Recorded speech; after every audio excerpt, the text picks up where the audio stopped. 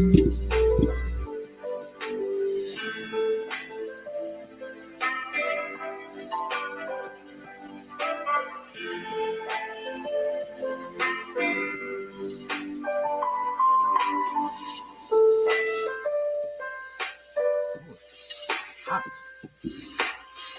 evening, everyone. I hope everyone's having a good evening. Let me see if I can bring this down a little bit.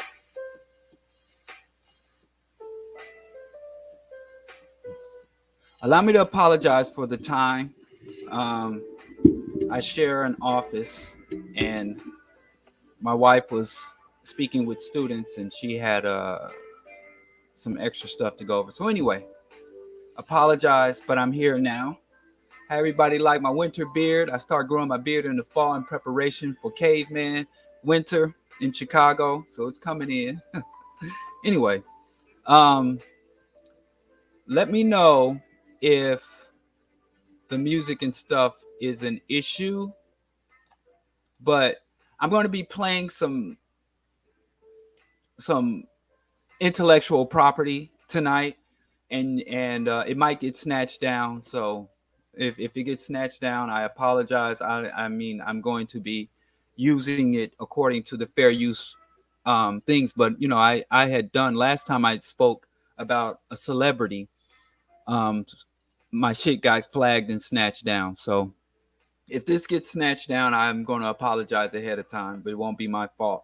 But let me know. Keep me posted if y'all have trouble seeing this or if it gets snatched down. But anyway, I came tonight because a brother of mine, Geechee, the Geechee Motivator, was telling me about Charlemagne's The God's new show. And he was just giving an assessment where Charlemagne the God is basically asserting that he's a revolutionary and that he's on the verge of producing revolutionary media.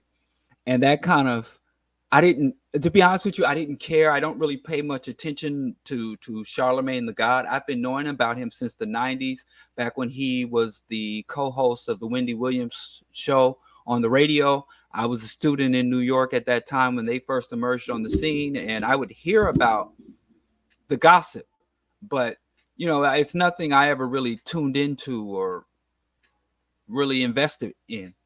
And then, of course, with the Breakfast Club, and I've never watched an episode of the Breakfast Club, but I'm familiar with many of the viral moments that occurred on the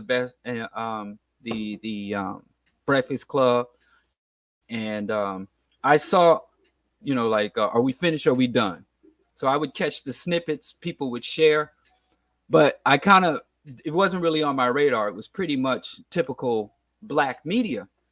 But what I did observe is that Charlemagne began the process of what is called crossing over. And crossing over is something that has been present since the beginning of Black media.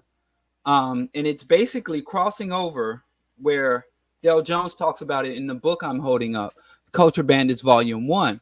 He talks about crossing over, and it's not simply as simple as a Black person building up their fame and status with the Black community and having standing in status, literally standing on the shoulders of the Black community, but it's also someone who filters Black music, Black entertainment, Black insights, Black culture, dilutes it to the point where it can be consumed by a white audience, be digested by the white mass audiences, and who are economically and culturally out of touch with the developers of that culture.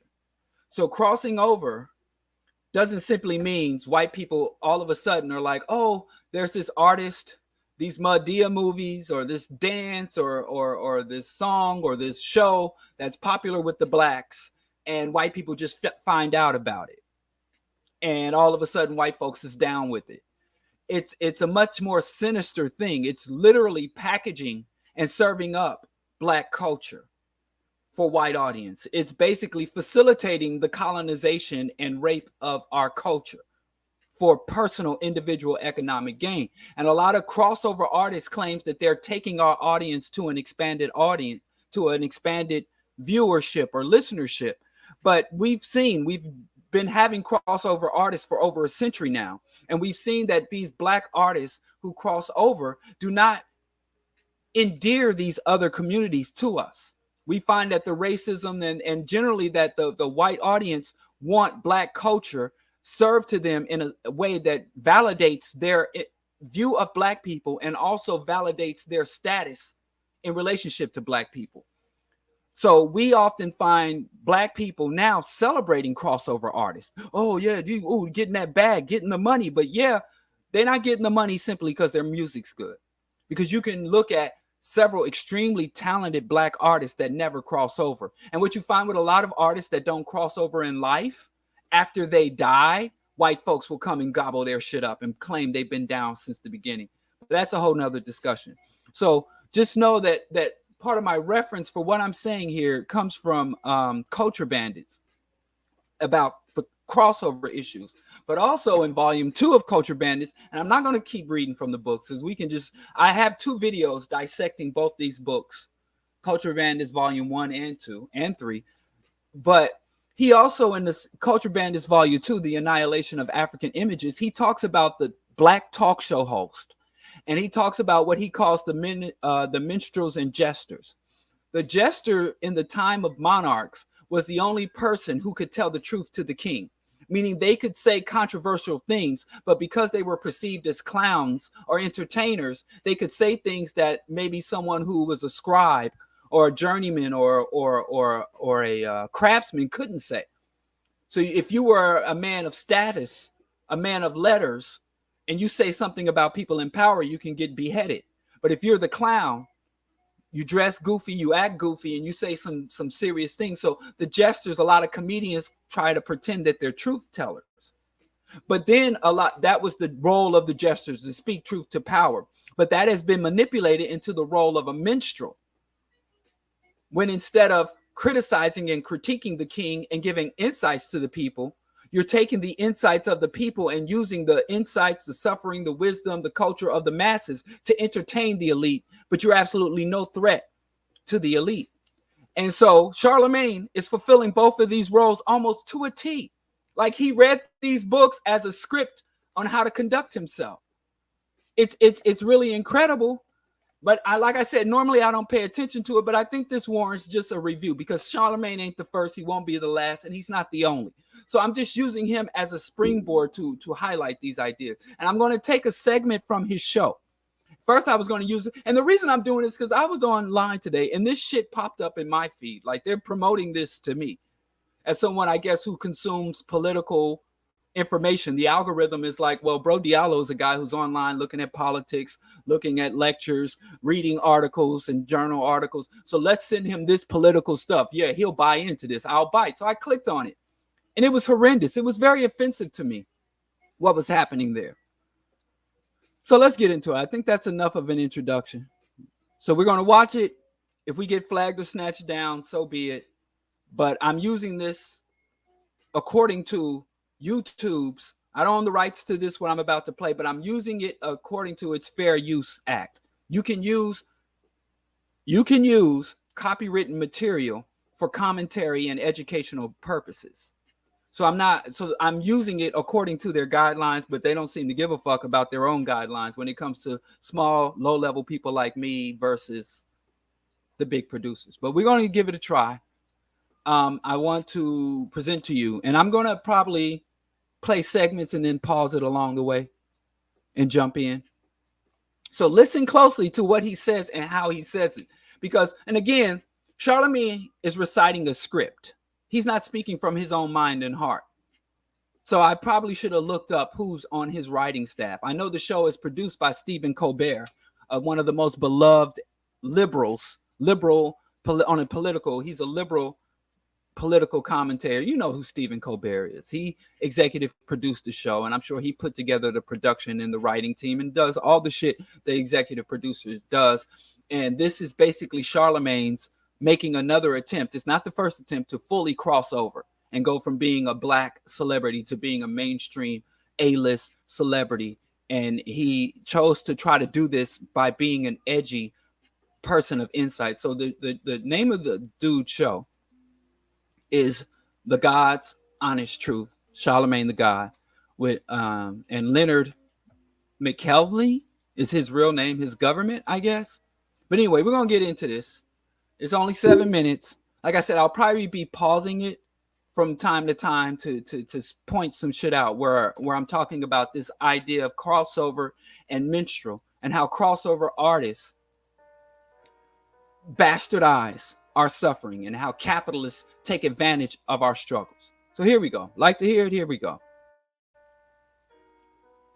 Oops, I'm clicking on the wrong thing. Where's the volume? Hey,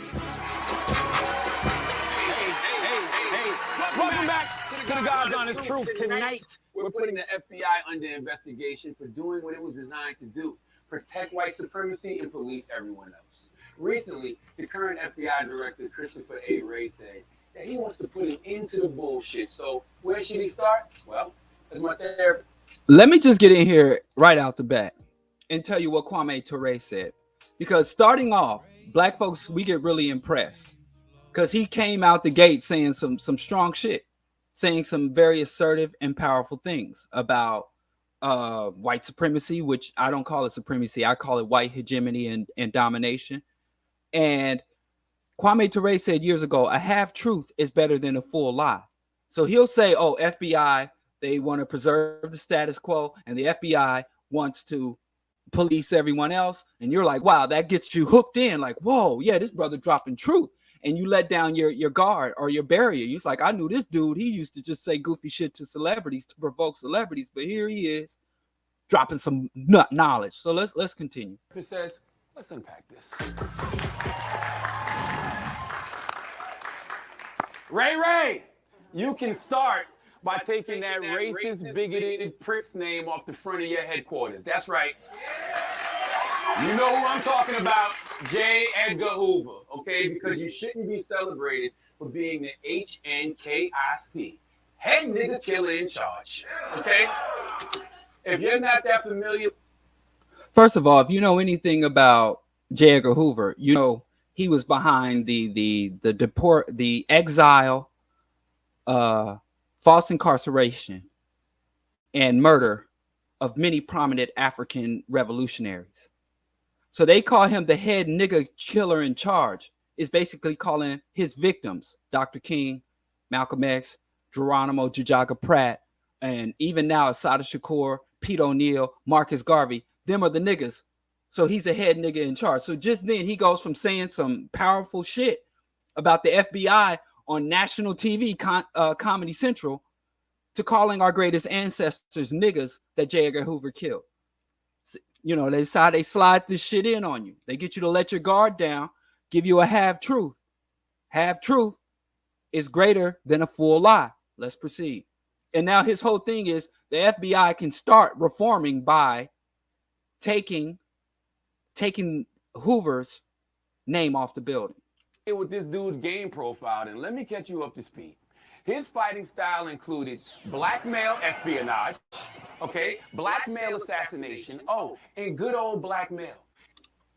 Again, blackmail espionage. Many black women, erasing black women right now. Assata, who was shot, who was thrown in a cell full of rats, who lives in exile with a price on her head to this day, who came under a coin. He's just erasing the black women from the struggle, from the Panther struggle. Even Tupac's mother, Afeni Shakur, who was part of the Black Panthers and later the Black Lady. So he's blackmail and black males. So again, I mean, there's so much insidiousness in this truth, the so-called truth, but we'll proceed.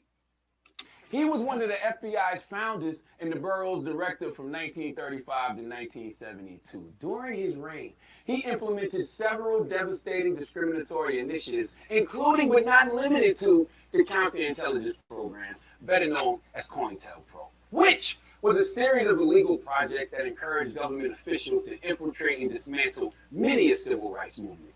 This allegedly half-black man weaponized the FBI to spy on and stalk many prominent African Americans because, in his words, he wanted to stop the rise of a black messiah. Sidebar, if y'all are afraid of a black messiah, boy, y'all in for a rude awakening when Jesus comes back, okay? In 1920, Hoover went prime time when he deported black shipping icon Marcus Black Star Garvey. Notice he called Marcus Garvey a black shipping icon. A black shipping icon. I've literally never heard of Garvey, as if Garvey's whole point of the United Negro Improvement Association was to ship. So he's going to reduce Garvey to a black entrepreneur, you know, and for some people, sadly, this show and Charlemagne the God might be their introduction to Garvey, the black shipping icon. But let's keep going. Seen here looking like the real life king of Wakanda. Garvey made Hoover's shit list when he dared to ship products from black businesses to black people. Garvey provoked anger and caught and became targeted by, well, it wasn't even the FBI back then. It was called the OSS and the Pinkerton. A lot of intelligence and espionage was privatized way back then. We think privatization. But anyway, I'm not even going to try to tell the history because I don't want what I know about our history to be contaminated by this bullshit. So I'll just talk about what he's saying.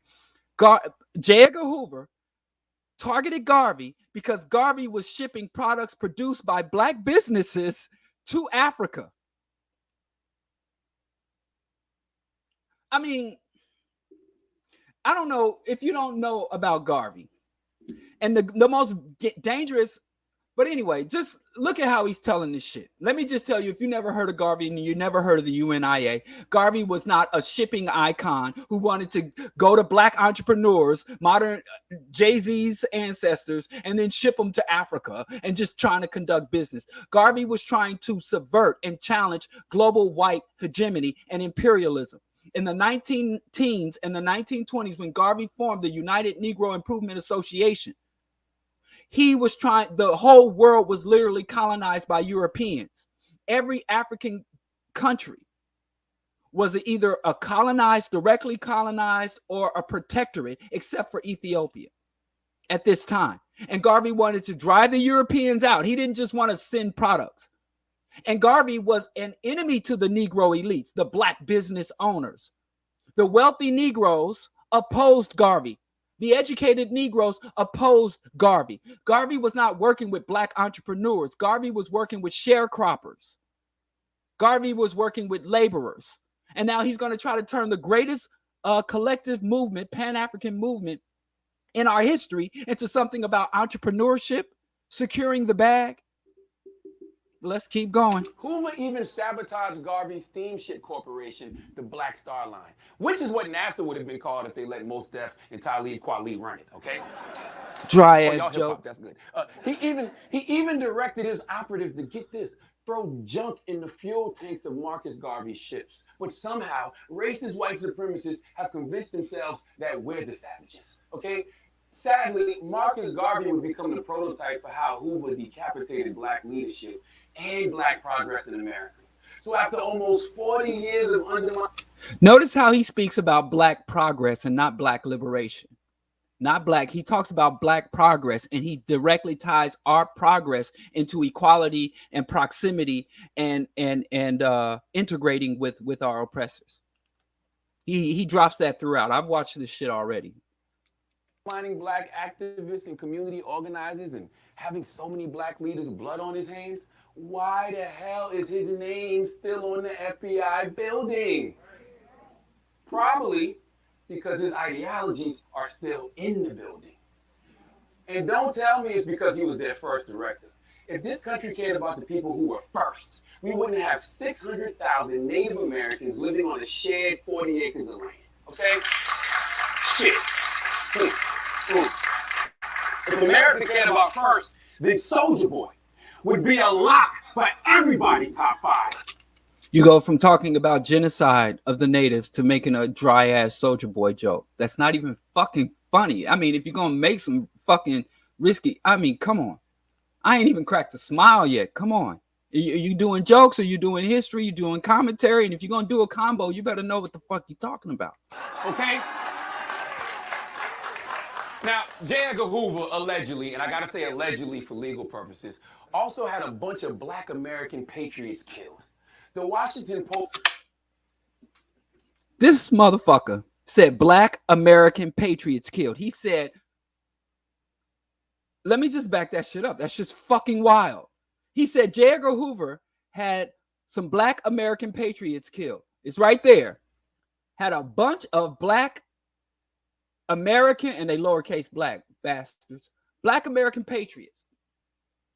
Now, who the fuck, who the fuck are these black American patriots? Let's see who these black American patriots are. Patriots killed. The Washington Post reported that the family of Malcolm X supposedly received a letter back in 2011 from a dying NYPD officer named Raymond A. Wood. Malcolm X is the first black American patriot he mentioned. Malcolm X. I've heard Malcolm X called a lot of things by his allies and enemies, people who don't like him. And the one thing I've never in my motherfucking life ever heard was Malcolm X called a black American patriot. Maybe a black nationalist, but never a patriot, especially of America. In fact, we got him on tape saying, "Goddamn America." He said democracy is hypocrisy. But let's proceed, black America. Remember, this is black history being digested and fed to the white masses. Who admits in great detail that the FBI, along with the NYPD, were complicit in the assassination of Brother Malcolm. Complicit in the assassination of Malcolm X. And this is research. It's bullshit. But when you say complicit, that means that the FBI and the NYPD cooperated with the Nation of Islam. That means the Nation of Islam was a full participant in the murder of Malcolm. There's been this lies about Malcolm was killed by the FBI. No, Malcolm's death, the FBI was complicit, which really means they set that shit into motion and stepped back and let that insane, violent cult murder him. But that's another thing. That ain't even on Charlemagne. The FBI also surveilled and harassed Dr. Martin Luther King. They sent an anonymous letter encouraging King to kill himself. Watch this shit he about to say, King. Affairs leaked to the public. So what? He had hoes. Do I need to say anything about this part? Hilarious, right? I mean, that's one way to put it. The FBI even sent out a memo saying it's clear that MLK is the most dangerous Negro in America, and we have to use every resource to destroy him. And we all know how that turned out.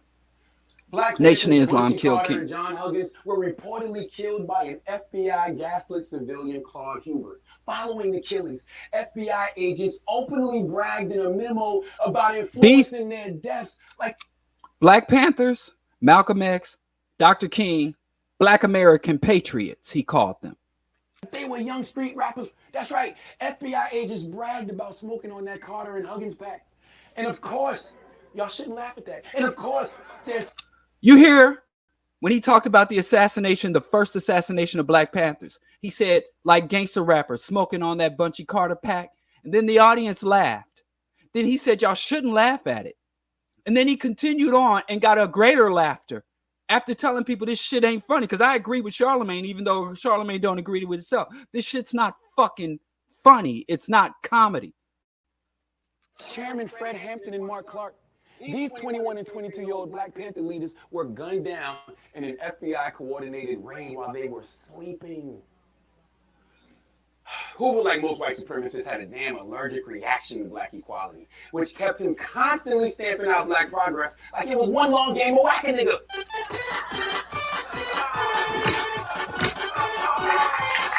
I mean,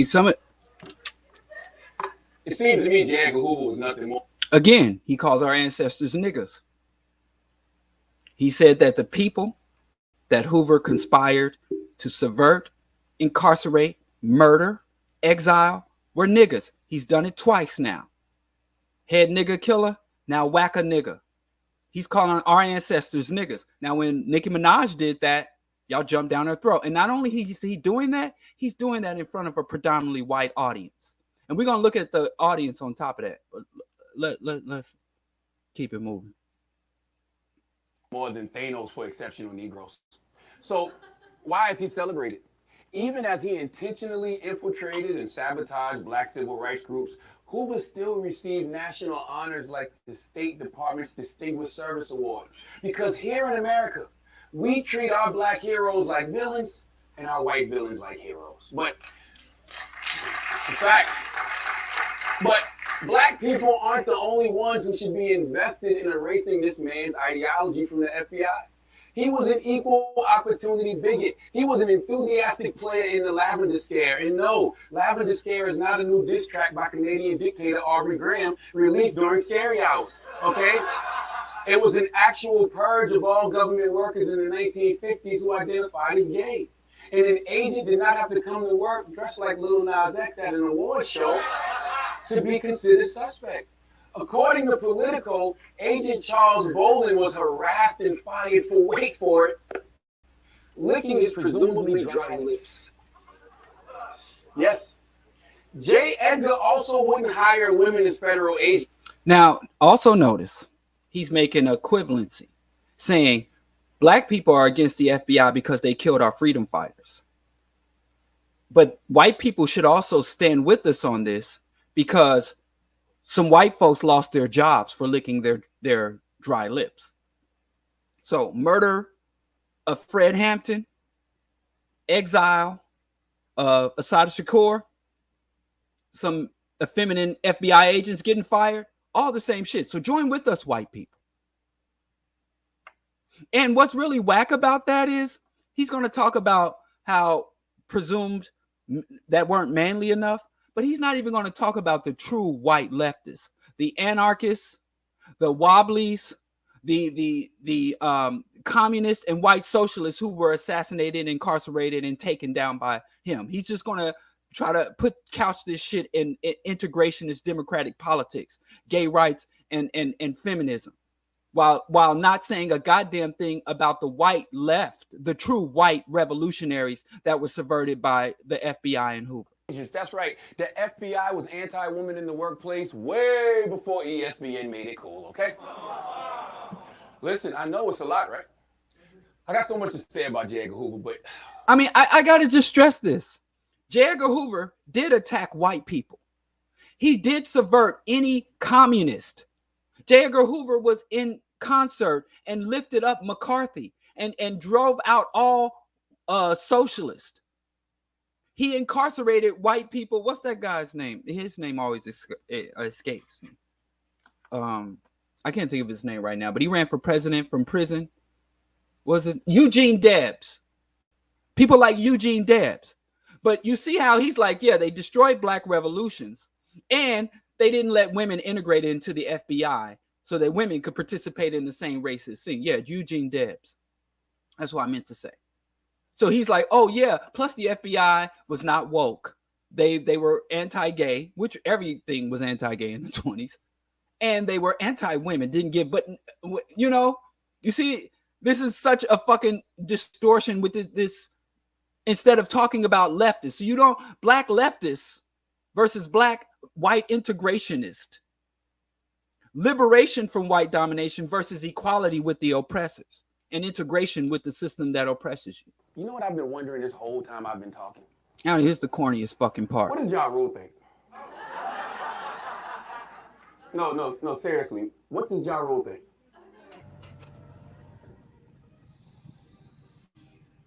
What's in a name? That which we call a rose. By any other name would smell sweet. I'm just pulling up something else. Corny ass shit. Trust a few. Do wrong to none. Well, Shakespeare never crossed swords with J. Edgar Hoover and the FBI, now did he? So what resides in the name? What does it evoke in the soul upon its utterance? For those of the diaspora, anguish, anxiety, and angst, a triple alliteration of malarkey and murder. And if one can alter the name of that American football club from the District of Columbia for its offense to one group of persons, all right, it's corny as fuck. All right, that's the end of the thing. That's the end of that. So let me come back. That's the end of that. But this is why I think media consciousness is so. I don't know why that happened. What was that? Oh. After a sellout European tour, the World Wrestling Federation's top stars and management boarded a private 757 jet in London to return home. Every seat on the plane was a first class. All right. Sorry about that. It just was play on. But I just want to show y'all one more thing. So Charlemagne the God is a crossover jester. He wants to bring these insights to the wider audience about the injustices. And he wants white people and just the distortions alone, calling our revolutionaries Black American patriots, calling our revolutionaries niggas, making mockery of death, the generations of death, suffering, and the subversion of Black struggle. But this is the woke shit. This is supposed to be the conscious shit. And so, but this is all done to bring Black culture, Black insights to a white audience. He has crossed over. And so I was kind of curious, how white folks going to play this? How they going to take it? So, of course, I went to look at some of the white comments, what some of the white folks had to say about Charlemagne. So I just go and take a look, see what white folks is taking this. Y'all trying to divide people. More, he's helping to start a race war.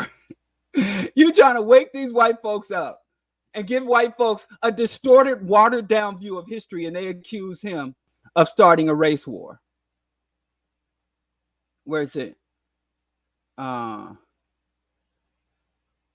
Where's the other comments? The shit is you're trying to start a race war. They want him to take on Candace Owens and debate Candace Owens. This guy is spewing negative racism. People need to just all get together and stop. And as if they were colorblind. We all bleed red. Flush this. It's radioactive shit down the toilet. Clown. So he's selling out. He's disrespecting our ancestors, selling out, and doing all this shit and still being disrespected. Still, white folks are still calling you out. So you Tomming for nothing. The responsibility, all this so racist piece of shit, Charlemagne.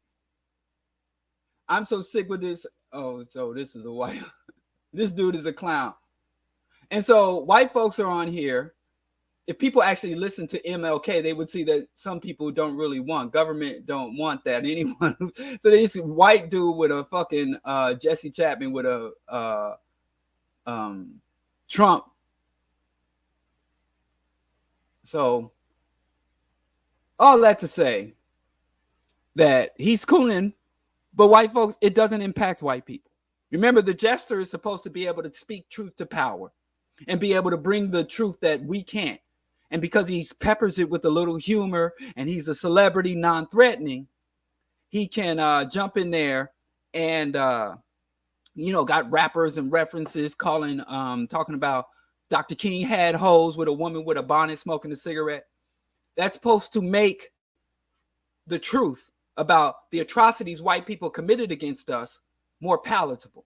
But if you just go and look on here, you'll see that white folks, they're calling him pedophile, which is true. F this dude. Everybody's attacked. The white folks, and I got problems with them. But the white folks got problems with them because they think it's too black. People realize that this isn't black and white. It's powerful elite versus pest. So these white folks are on here just going off.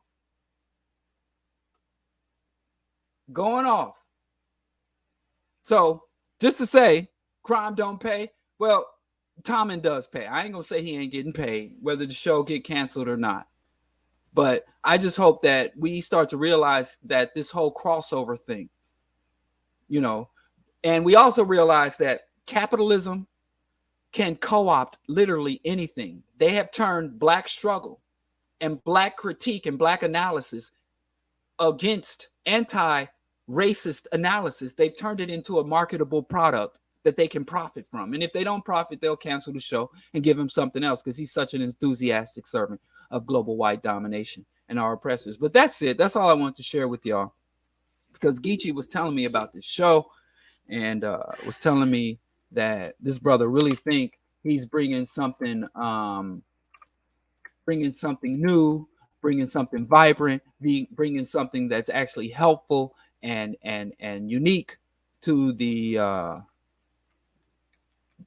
liberation struggle, when ultimately this is a anti-black propaganda. This is anti-African propaganda. This is a distortion of our history and an utter disrespect of our ancestors. So take that what you will, whether you're going to watch it or not. I won't be watching this show.